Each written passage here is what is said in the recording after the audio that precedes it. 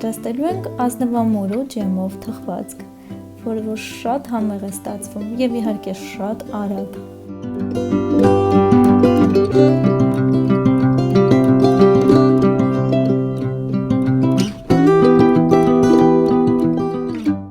Դե ինչ, սկսենք պատրաստելը։ Սկզբում հավկիթը եւ շաքարավազը մի լավ հարում ենք, այնքան որ սպիտակի։ Եվ իհարկե չենք մոռանում, որ բոլոր բաղադրիչները պետք է լինեն սենյակային ջերմաստիճանի տակ։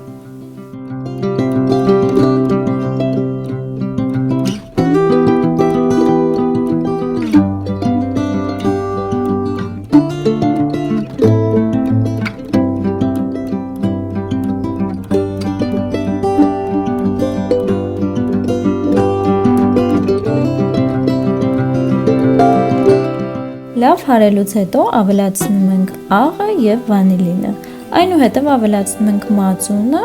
և սոդան, միասին մի լավ խառնում ենք, այնուհետև լցնում ենք խմորի մեջ և նորից սկսում ենք հարելը։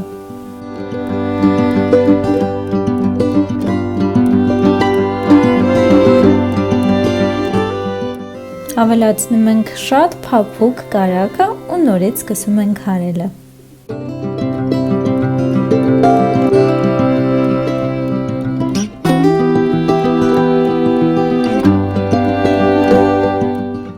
Սկսենք ավելացնել ալյուրը քիչ-քիչ խառնելով։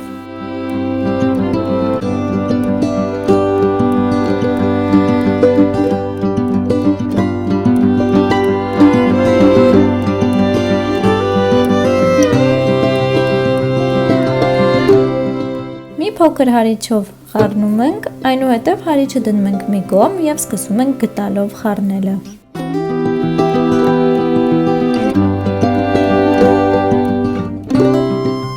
Մեր խմորը պետք է ունենա այսպիսի պնդություն։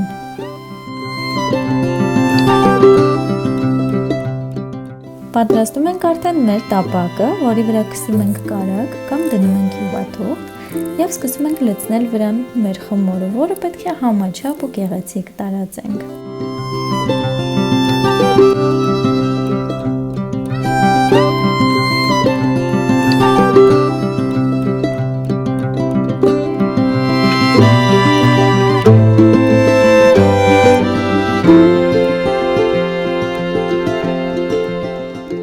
Այժմ անցնենք ազնվամորու ջեմին։ Եթե չունեք բացօյացված ազնվամորու ջեմ, ապա վերցնում ենք թարմ ազնվամորին և սկսում ենք շաքարավազով եփել այն։ Եփելուց հետո թողնում ենք մի լավ սառչի, ահա ինձ մոտ արդեն այն սառել է և ես կարող եմ լցնել այն արդեն խմորի վրա։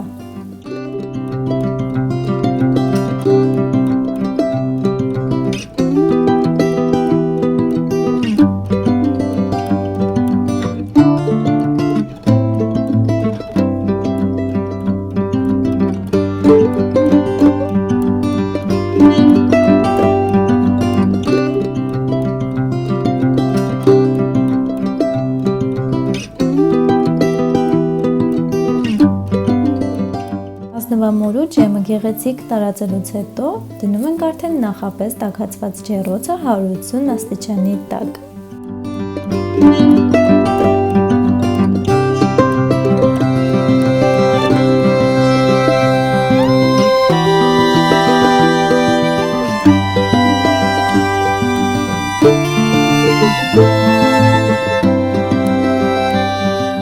Եվ վերջ, պատրաստ է արդեն մեր գեղեցիկ ու շատ համեղ թխվածքը, որը ստացվել է այնքան փափուկ և այնքան համեղ, որ պարզապես պետք է փորձել։